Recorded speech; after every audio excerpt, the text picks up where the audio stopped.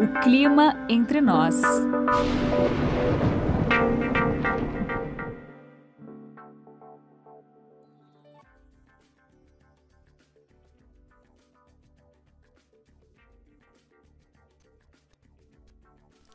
Onda de calor da primavera de 2020, reescrevendo a climatologia do Brasil. Olá, seja bem-vindo ao podcast O Clima Entre Nós. Neste episódio, vamos fazer um balanço preliminar da histórica onda de calor que se espalhou sobre o Brasil no começo da primavera de 2020, entre o fim de setembro e o começo de outubro. Todas as temperaturas citadas ao longo desse podcast foram medidas pelo Instituto Nacional de Meteorologia, na sua rede de estações meteorológicas convencionais, onde a leitura dos instrumentos é feita manualmente por uma pessoa, ou pela rede de estações automáticas, onde não há interferência humana nas leituras. Esta onda de calor redefiniu as temperaturas consideradas extremas no Brasil. O patamar mínimo agora é 44 graus. Ondas de calor podem acontecer tecnicamente em qualquer época do ano. A permanência de uma massa de ar quente por vários dias consecutivos está associada à presença de grandes e fortes sistemas de alta pressão atmosférica que causam os bloqueios ou a persistência de uma determinada circulação de ventos que impede ou dificulta muito o deslocamento, a mistura normal entre massas de ar. No caso do Brasil, o que acontece é o bloqueio das frentes frias. Como os sistemas frontais não conseguem avançar pelo interior do país, o ar frio de origem polar, que vem com as frentes frias, não consegue entrar pelo interior do Brasil para se misturar com o ar quente e aí regular a temperatura. Neste ano de 2020, o que se notou foi que as frentes frias ficaram escassas já em agosto. Neste mês, só tivemos uma frente fria em meados de agosto que entrou com força no Brasil e deu até a neve na região sul. Mas o que causou este bloqueio das frentes frias tão prolongado? Ouça a explicação da meteorologista Patrícia Madeira, especialista em previsão climática da Climatempo. Bom, o que aconteceu foi que a gente percebeu uma anomalia lá já no finalzinho de agosto, uma anomalia no Oceano Pacífico Sudeste, na costa sul do Chile, negativa, ou seja, o oceano começou a esfriar um pouco.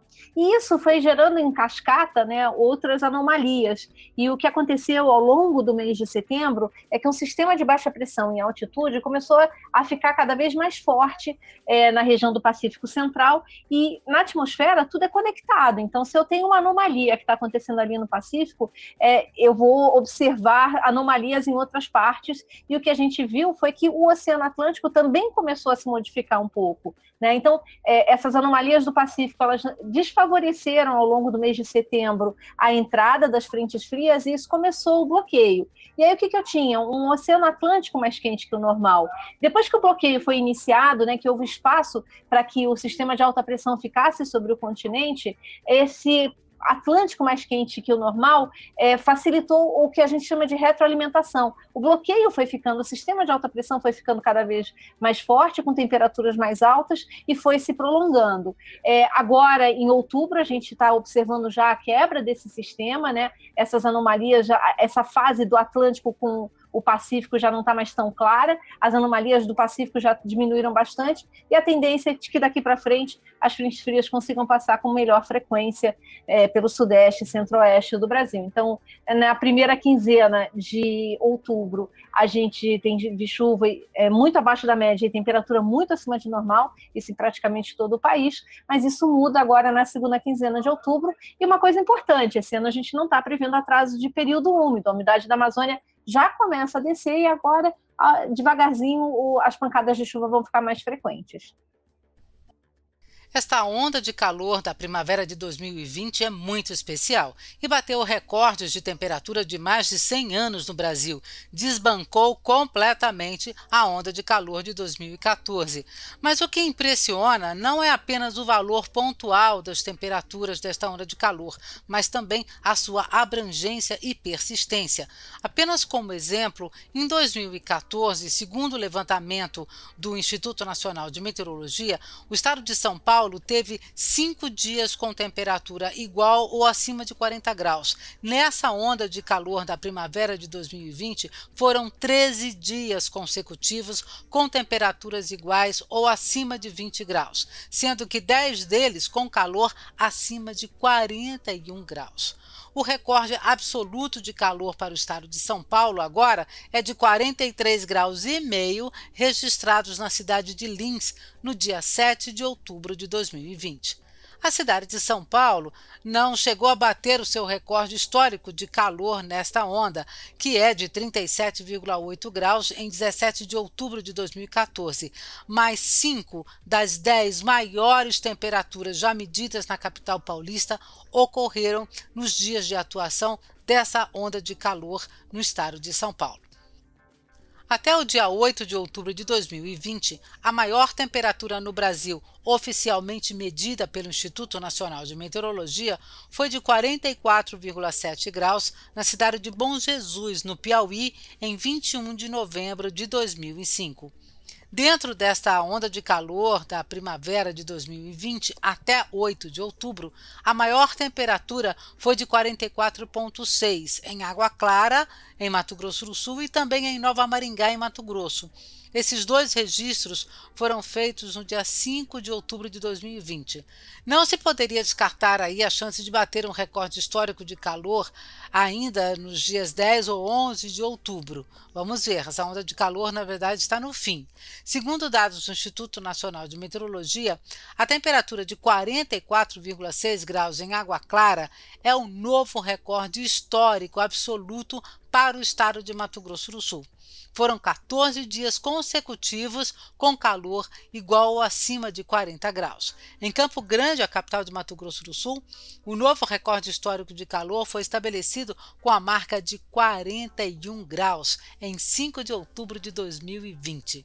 Entre as capitais brasileiras, o primeiro recorde histórico de calor a ser batido dentro dessa intensa onda de calor foi o de Cuiabá.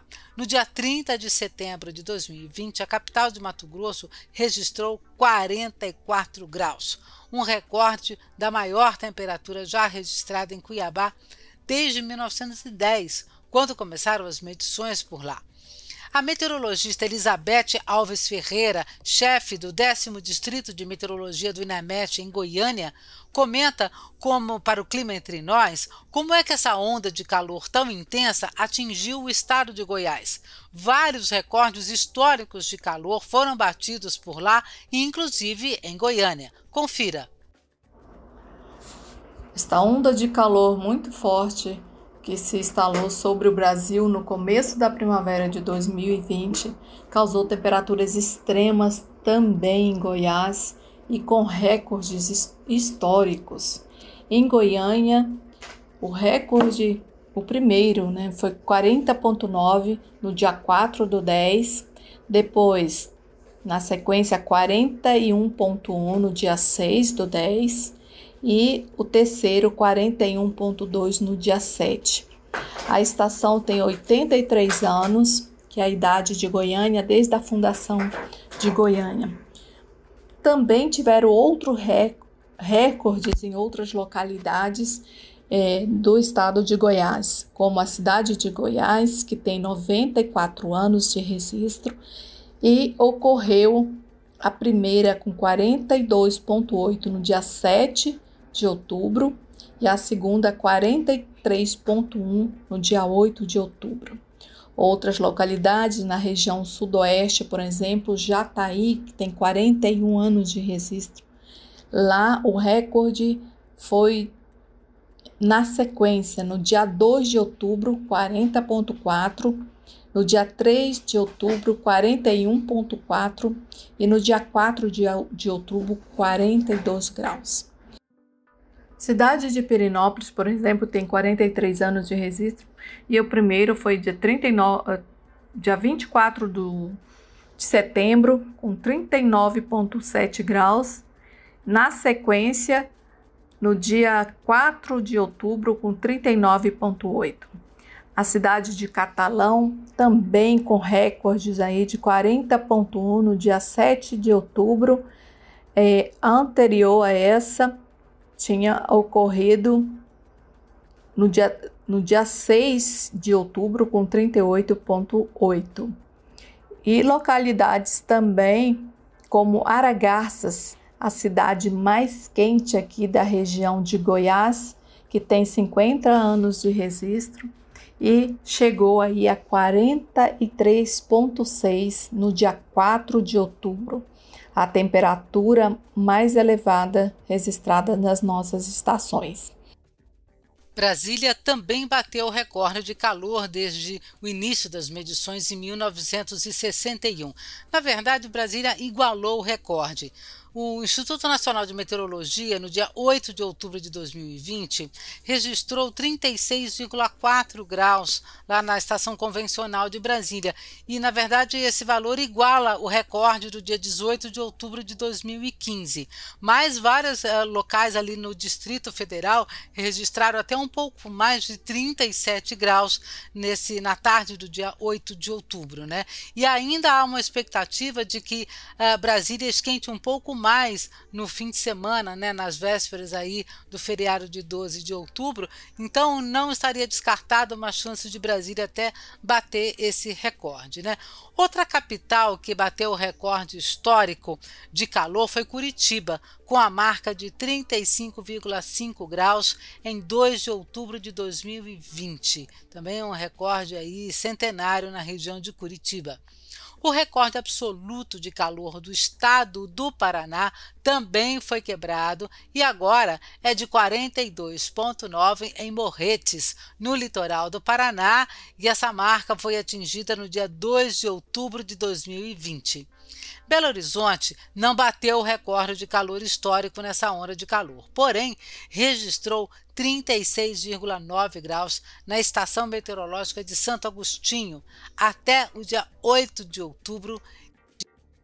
Até o dia 8 de outubro de 2020, Belo Horizonte não havia registrado ainda o recorde histórico de calor, mas na região de Santo Agostinho, na área centro-sul de Belo Horizonte, os termômetros marcaram 36,9 graus. E segundo o histórico aí de dados do Instituto Nacional de Meteorologia, esta foi a quarta maior temperatura em BH desde março de 1910.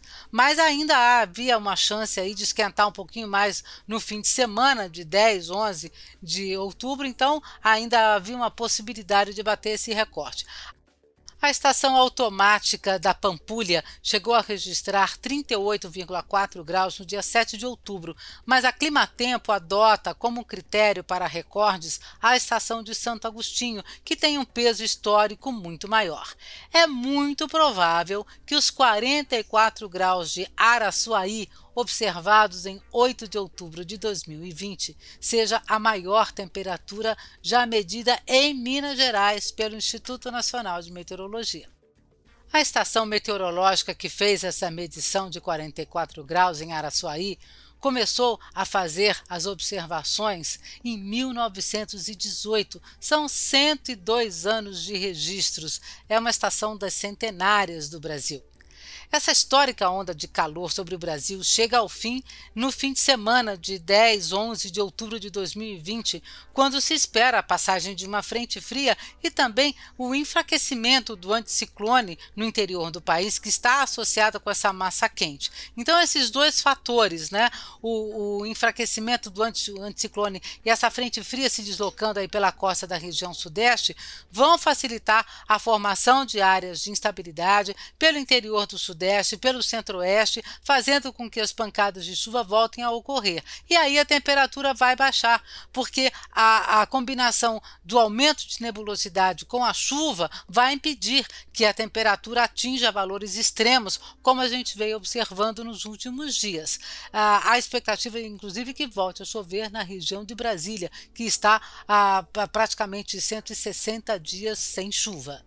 O Clima Entre Nós fica por aqui. Muito obrigada pela sua audiência. Eu espero que você tenha tido uma escuta prazerosa e instrutiva. Você pode entrar em contato com o Clima Entre Nós pelo nosso e-mail podcast@climatempo.com.br. As suas sugestões e críticas são sempre muito bem-vindas. Até lá!